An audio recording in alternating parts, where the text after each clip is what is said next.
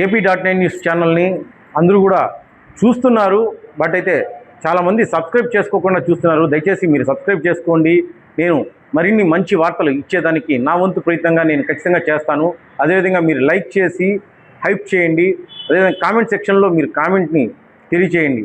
దీనివల్ల ఏంటంటే మన ఛానల్ సంబంధించిన వీడియోస్ బూస్టప్ అయ్యి ఇంకా మిగతా చాలామందికి కూడా తెలిసే అవకాశం ఉంది. కనుక మీరందరూ కూడా ఆదరించాలని చెప్పేసి కోరుతున్నాను. Thank you.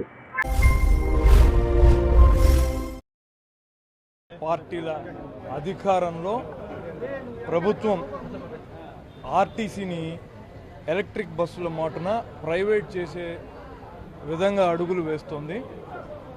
గత వైఎస్ఆర్ కాంగ్రెస్ పార్టీ ప్రభుత్వంలో జగన్మోహన్ రెడ్డి గారి అధ్యక్షతన ఆ రోజు ప్రభుత్వం 54,000 మంది ఆర్టీసీ ఉద్యోగస్తులను ప్రభుత్వంలోకి తీసుకొని ఆర్టీసీని విలీనం చేసుకోవడం జరిగింది.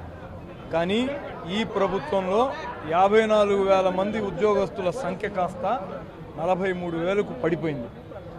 కొత్తగా రిక్రూట్మెంట్లు లేవు. 15,000కు పైగా పోస్టులను ఫిల్ చేసేటటువంటి బాధ్యత ప్రభుత్వం తీసుకోవట్లేదు. పైగా ఈ ఆర్టీసీలో కొత్తగా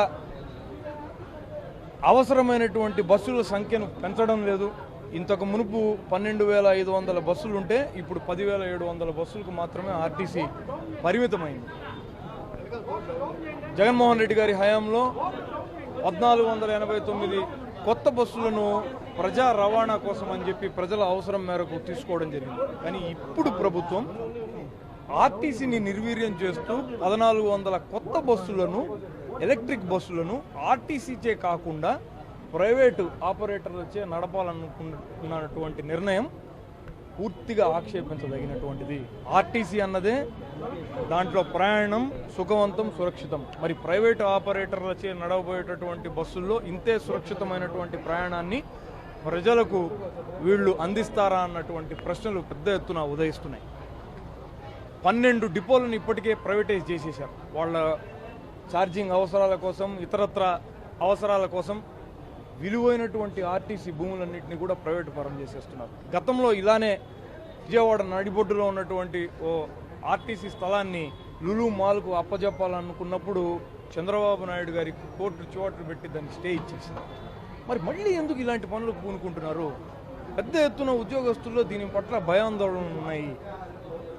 ఏవైతే డిమాండ్లను ఈరోజు వాళ్ళు ప్రభుత్వానికి అందించబోయేటటువంటి మెమరాండంలో పొందుపరచబోతున్నారో ఆ డిమాండ్లన్నిటికీ వైఎస్ఆర్ కాంగ్రెస్ పార్టీ మద్దతు ఇస్తోంది.